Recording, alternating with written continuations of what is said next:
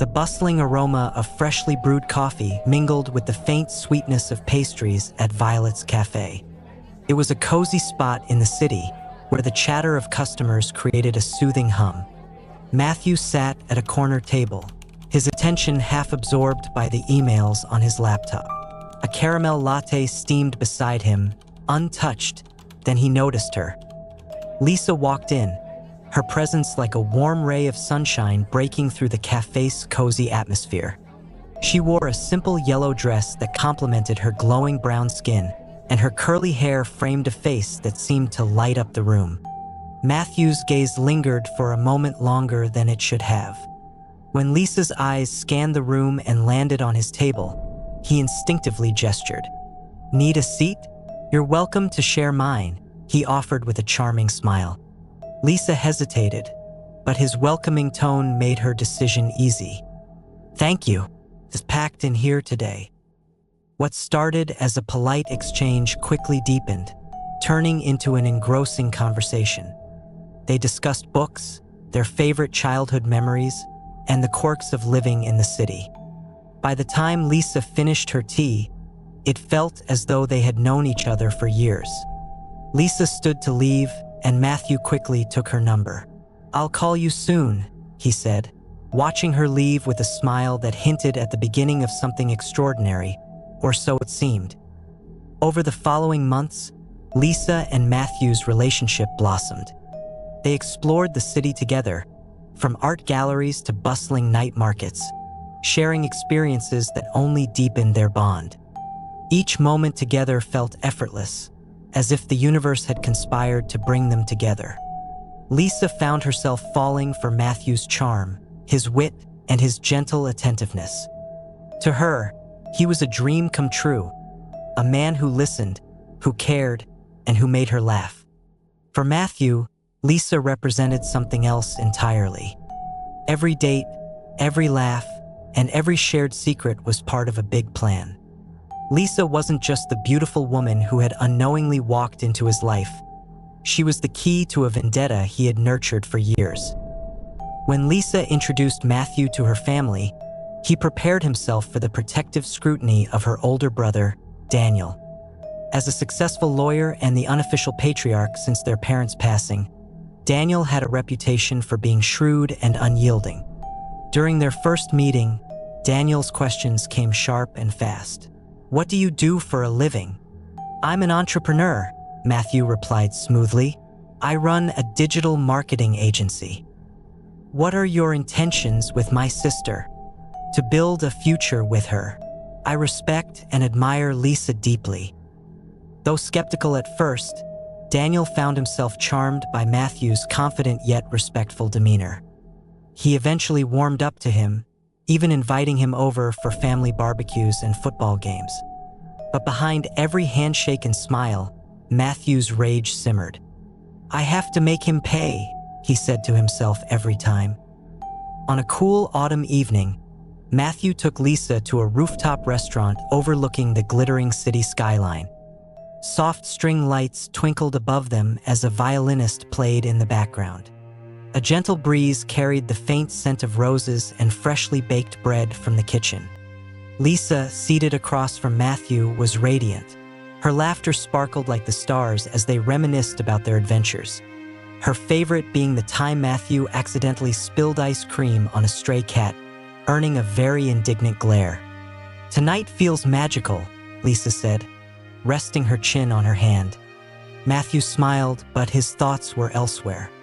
The ring in his pocket felt heavy, not because of its monetary value, but because of the weight of his plan.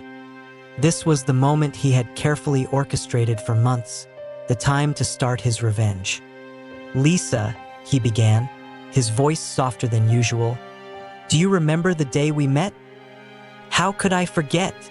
she replied, her eyes glinting with affection. "You offered me a seat and then somehow convinced me to order a caramel latte when I don't even like caramel." He chuckled, reaching across the table to take her hand. "That day changed everything for me. You've brought joy and meaning into my life. I didn't think I deserved someone like you, but now I can't imagine my life without you." Before she could respond, Matthew stood, the sound of his chair scraping against the floor drawing the attention of nearby diners. He slipped his hand into his pocket and pulled out a small velvet box. Kneeling before her, he opened it to reveal a simple but elegant diamond ring that sparkled like the night sky. "Lisa," he said, his voice steady but his heart pounding. "You've made my life brighter in ways I never thought possible. Will you marry me?" Lisa's hands flew to her mouth, her eyes brimming with tears. She nodded fervently, barely able to whisper, "Yes." The surrounding diners erupted in applause, some even pulling out their phones to capture the romantic moment. But for Matthew, their cheers were muffled background noise.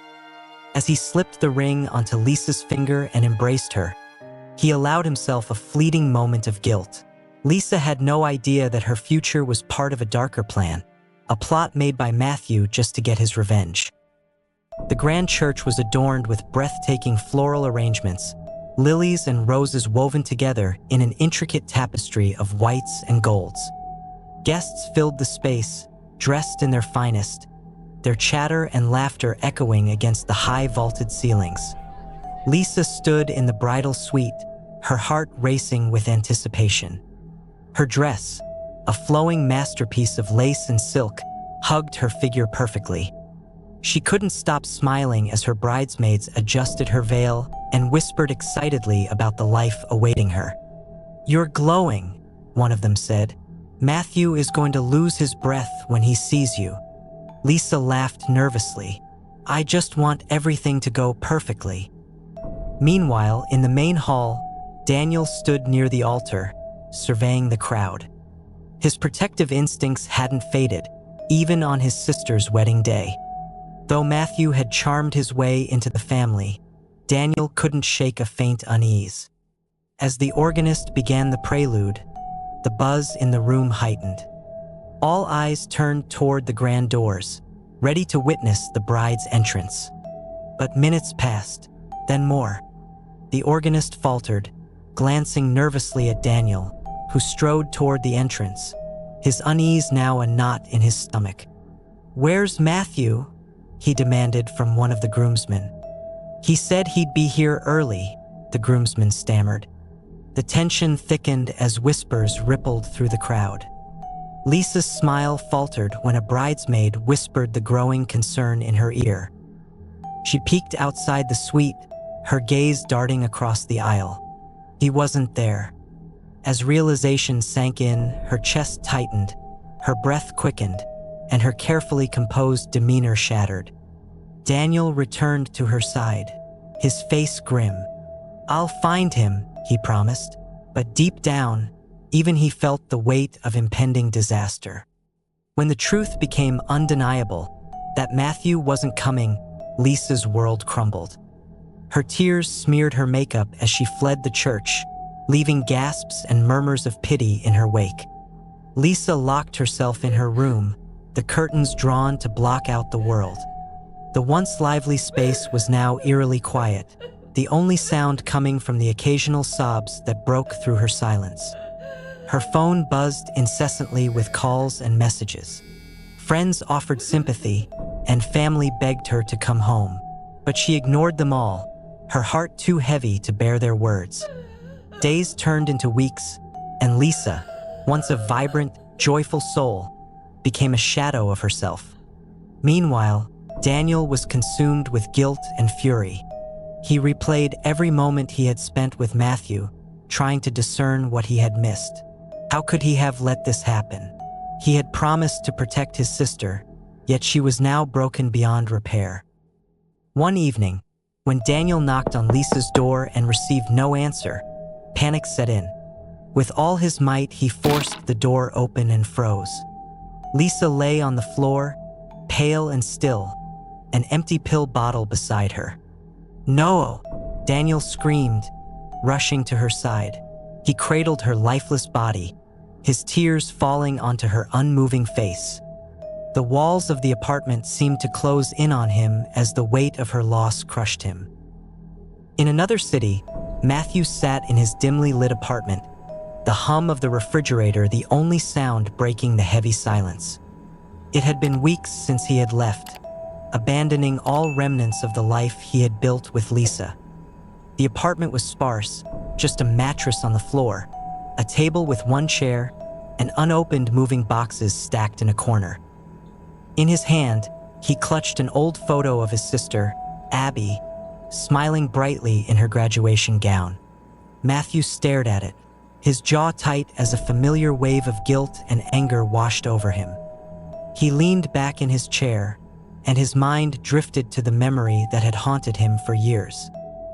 It was a warm afternoon on their university campus.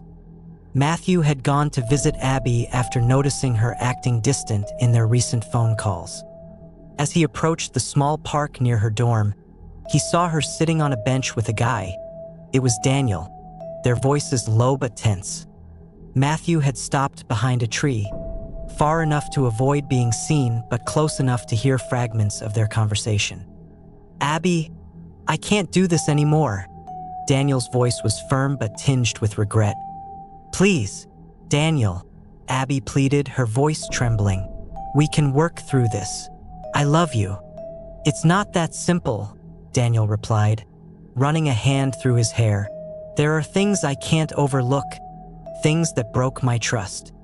Matthew's hands balled into fists as he watched his sister cling to Daniel, her eyes red with tears. "So that's it?" Abby asked, her voice breaking. "You're just going to leave me like this?" Daniel sighed, standing up. "I'm sorry, Abby, but this is where things end." Matthew turned away before the conversation ended, unable to bear seeing his sister so broken. That day, she came home devastated, retreating into herself until she was barely a shadow of the vibrant woman she once was. Matthew, in his own way, had pieced together fragments of her story. How Daniel had left her, how her life spiraled downward until she was hospitalized for a mental breakdown. Abina was never the same after that until eventually, she passed away. She even lost the baby she was carrying. In Matthew's mind, Daniel had abandoned his sister when she needed him most. The pain of watching his once-spirited sister deteriorate consumed him, and he vowed to make Daniel pay for what he had done. So, when Matthew met Lisa by chance at the cafe, it seemed like fate had handed him the perfect opportunity. But just as the memory threatened to consume him, the sound of a loud knock echoed through the room. Matthew blinked, disoriented, before rising to his feet. His brow furrowed, he hadn't told anyone where he'd moved. The knocking grew louder, more insistent. With a hesitant step, Matthew opened the door, only to be met with a fist slamming into his face. He stumbled back, clutching his jaw as he looked up to see Daniel standing in the doorway, his eyes blazing with fury. "You coward!" Daniel roared, stepping inside. "You killed my sister." Matthew wiped the blood from his lip, his own anger flaring. "Your sister? What about mine?" Daniel's brow furrowed. "What are you talking about?" "Abby," Matthew said, his voice trembling with rage. Daniel froze, his anger momentarily replaced by confusion. "Abby? Which Abby?" Matthew's voice dripped with bitterness as he spat. "Abby Carter, your ex-girlfriend from university. Or should I say, the woman you abandoned and destroyed." Realization dawned on Daniel's face, his posture softening. "You're her brother?" "Yes, I'm her brother," Matthew snapped. "The brother who watched her fall apart because of you." Daniel stared at him, his anger dissipating into disbelief. "Matthew, you've got it all wrong. Don't lie to me," Matthew growled, stepping closer. "I saw you that day. I saw how you walked away while she begged you to stay." Daniel's jaw tightened, and he took a deep breath. "You didn't hear the whole story, did you?" Matthew faltered, his expression flickering with uncertainty. "Abby cheated on me. Your sister cheated on me," Daniel said, his voice steady but pained. "She got pregnant by another man. I ended things because I couldn't stay in a relationship built on lies. But I never abandoned her. I never told anyone the truth because I didn't want to ruin her reputation. The words struck Matthew like a physical blow.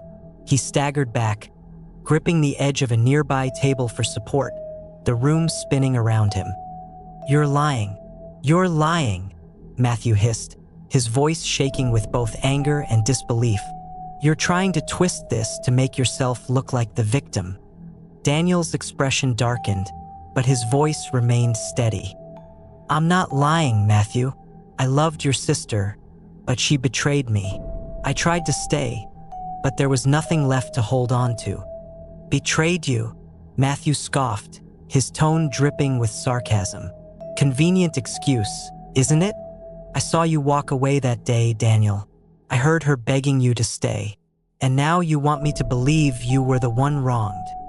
Daniel took a step forward, his gaze unwavering. "You think you know what happened because you eavesdropped on one conversation?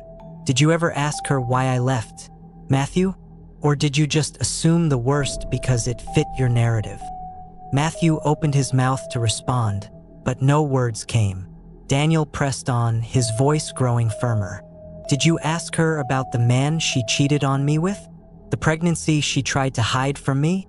Or did you just decide I was the villain because it was easier than facing the truth?" I didn't need to ask," Matthew stammered, his confidence faltering. "I saw how broken she was. I saw what losing you did to her. And you think I didn't see that?" Daniel shot back, his voice tinged with pain. "You think it didn't kill me to walk away from her after all the beautiful moments we had? But I couldn't stay in a relationship built on lies. I couldn't raise another man's child, pretending it was mine. I left because I had no choice, not because I didn't care."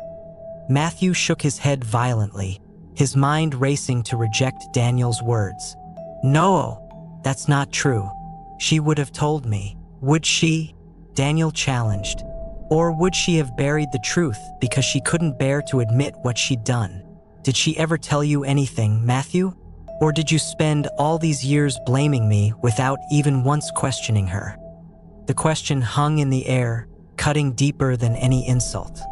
Matthew's chest heaved as he tried to find a response, but memories of Abby's silence in the weeks after the breakup flooded his mind.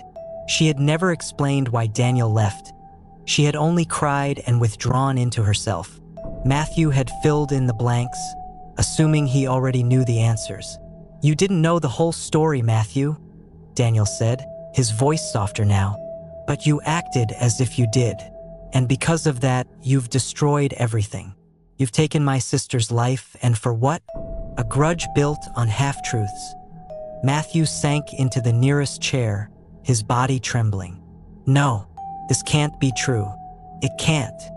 His voice broke as tears spilled down his face. Then it dawned on him, the years of hatred, the carefully planned revenge. It had all been for nothing. Matthew looked up at Daniel, his eyes glassy. "Lisa, your sister, where is she? I need to explain things to her. I need to ask for her forgiveness. I left her at the altar just so I could make you pay. But now I know I was wrong. I need to fix this." Daniel's face darkened, his voice trembling with barely restrained fury. "Didn't you hear me? You killed her. Lisa is dead. She took her own life because she could not bear the pain. You were the very first man to make her smile after our dad died. And now, thanks to you, she is no more." The words hung heavy in the air. Matthew's breath hitched, his heart pounding as if it might stop altogether. "No," he whispered. "Yes," Daniel said, his voice rising. "Lisa couldn't bear what you did. She took her life, Matthew. My sister is dead because of you."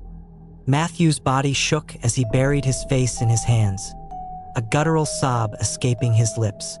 "I killed her, but that was not my intention," he whispered, his voice hollow.